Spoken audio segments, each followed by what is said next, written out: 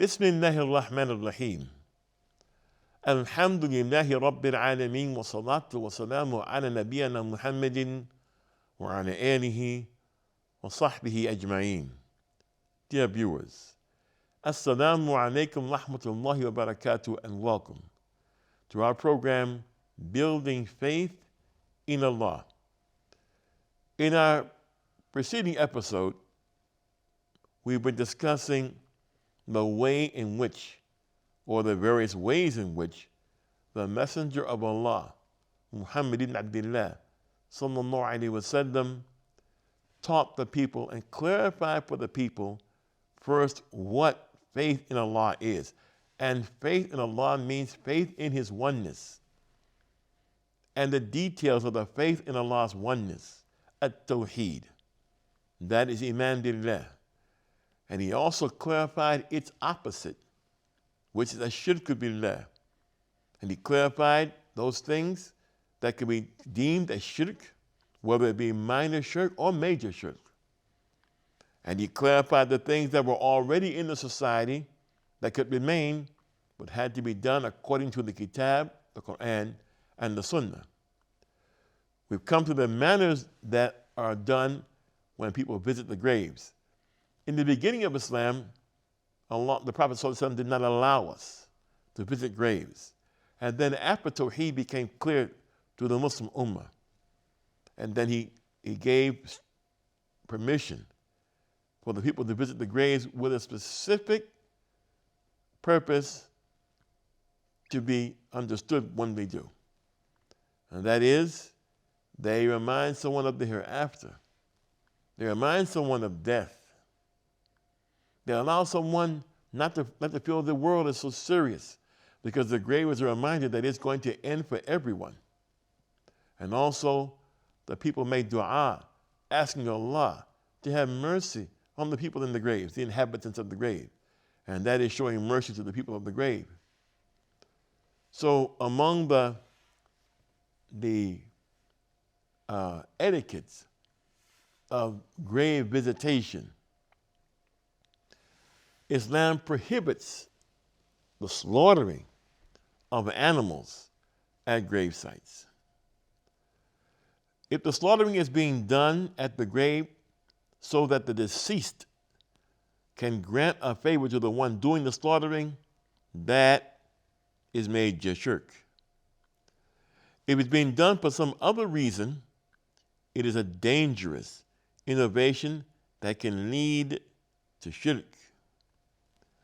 عن أنس بن مالك رضي الله عنه قال قال رسول الله صلى الله عليه وسلم لا عقر بالإسلام.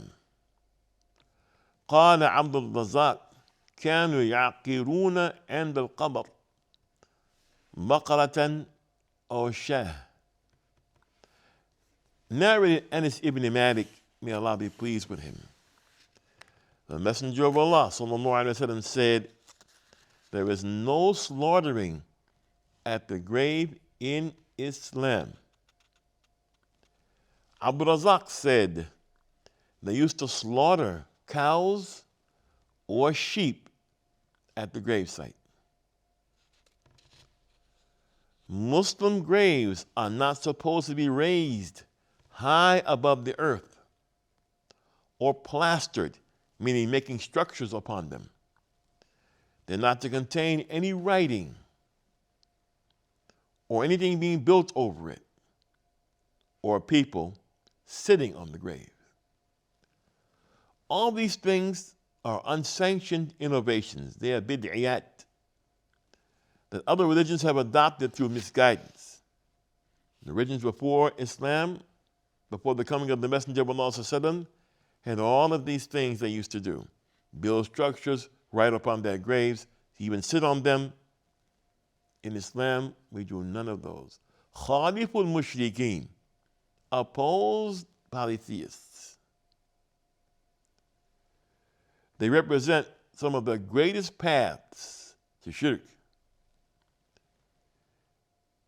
Jabir, may Allah be pleased with him, reported, the Messenger of Allah sallallahu alaihi wasallam forbade that graves should be plastered, meaning make no permanent structures over the graves. And they should not be used as sitting places for the people. And we should build no structures over them. Of course, in our time, may Allah protect us, Muslims have opposed this command and have done it anyway, have built upon them, have written words upon them. And sometimes they be found sitting on them. Another etiquette, which is forbidden at the grave, regular prayer should not be made toward graves or at grave sites. Abu Martha al-Ghanawi reported Allah's Messenger as saying, لا تصلوا إلى القبور ولا تجلسوا عليها. Don't pray toward graves and don't sit on them.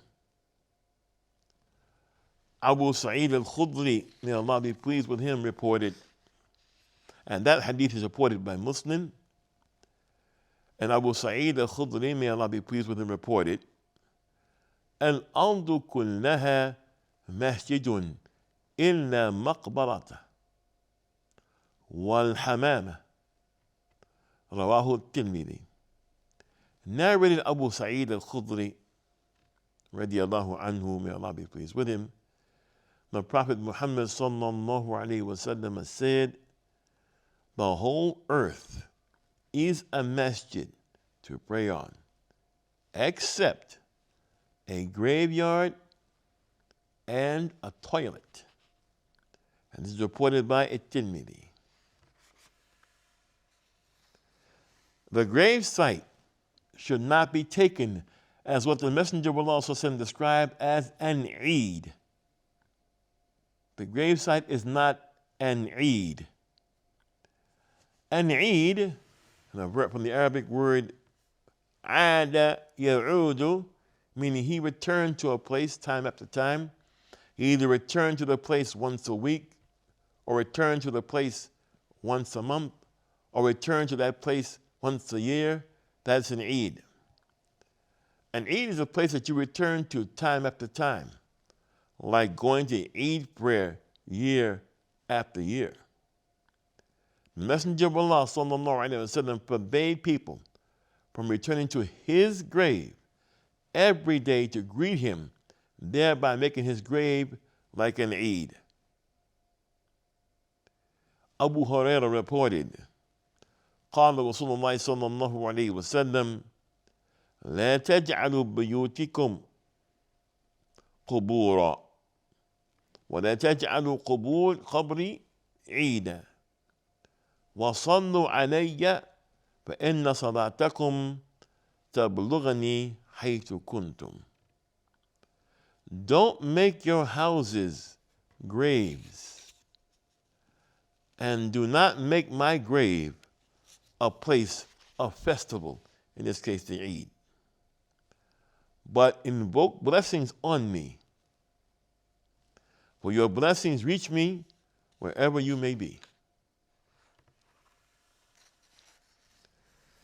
Islam forbids making a special trip, a special journey to a gravesite. This kind of journey is forbidden because it is a means to fall into shirk. Abu Hurairah radiyallahu anhu reported, the Prophet ﷺ said, لا تشد الرحال إلا إلى ثلاثة المساجد المسجد الحرام ومسجد الرسول صلى الله عليه وسلم ومسجد الأقصى. The Prophet ﷺ said, do not set out on a journey except for three masajid: al-Masjid al-Haram, the masjid of the Allah's Messenger sallallahu alaihi wasallam, and the Masjid al-Aqsa in Jerusalem. Then we began to discuss the tawassul, taken from the Arabic word al-wasila, which means to get what you desire.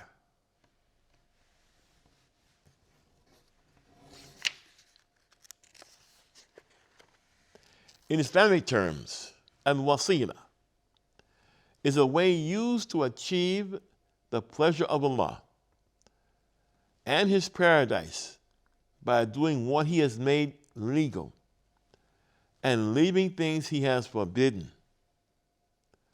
The word al-wasila is found in 2 places in the Quran. Allah says, يا أيها الذين آمنوا اتقوا الله وابتغوا إليه الوسيلة وجاهدوا في سبيله لعلكم تفلحون. O you who believe, do your duty to Allah and fear Him. Seek the means to approach Him, the wasila, and strive hard in His cause as much as you can, so that you may be successful. And this is found, dear viewers, in Surah Al-Ma'idah, verse 35. And Allah says, أولئك الذين يدعون يبتغون إلى ربهم الوسيلة أيهم الأقرب ويرجون رحمته ويخافون عذابه إن عذاب ربك كان محظورا.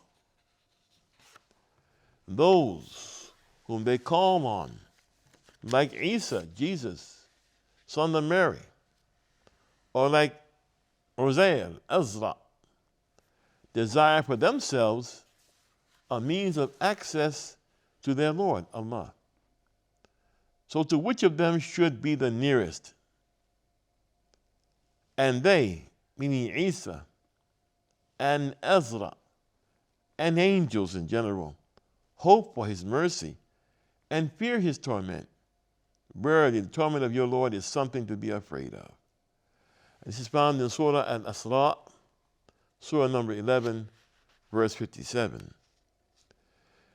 In the first verse, the meaning of al-wasila is the achievement of getting near to Allah by doing deeds that please Him. That's the wasila.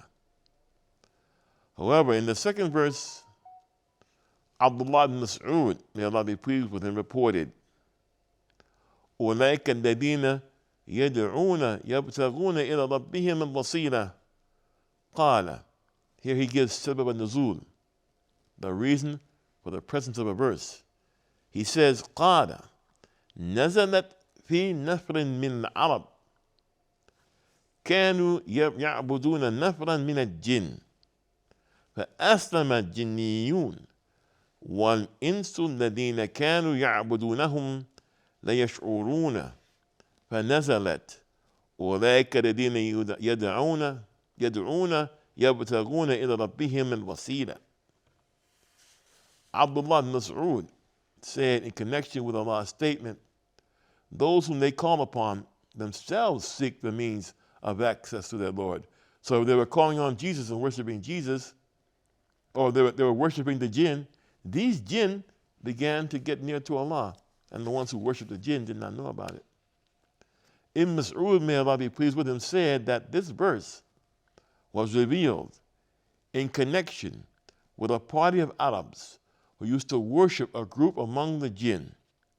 The jinn embraced Islam, but the people kept worshiping them without being conscious of it.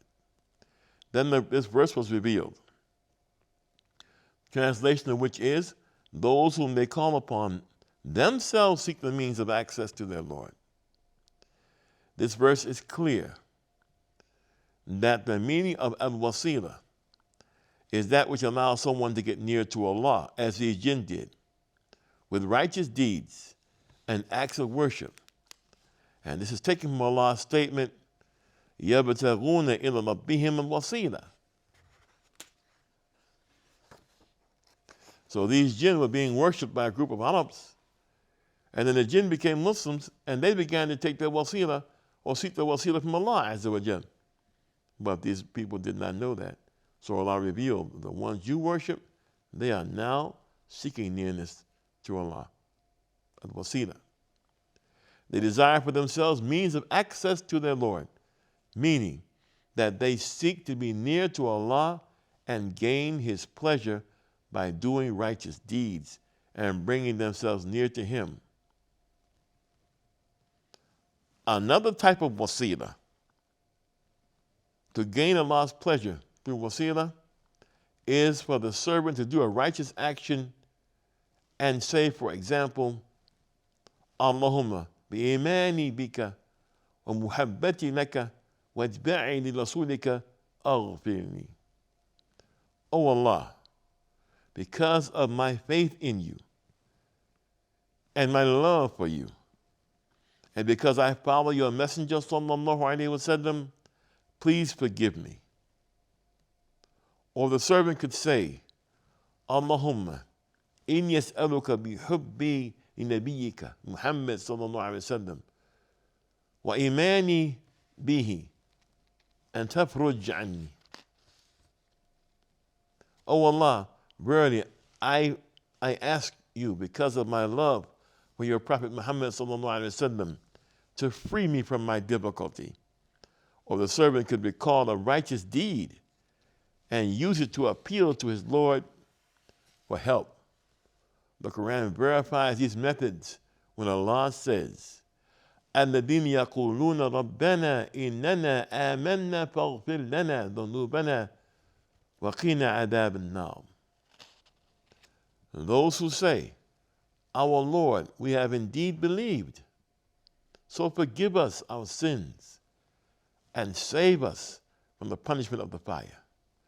This is found in Surah Ali Imran, verse 16. And Allah says, رَبَّنَا آمَنَّا بِمَا أَنزَلْتَ وَابْتَعَنَا الرَّسُولَ فَاكْتُبْنَا مَعَ الشَّاهِدِينَ.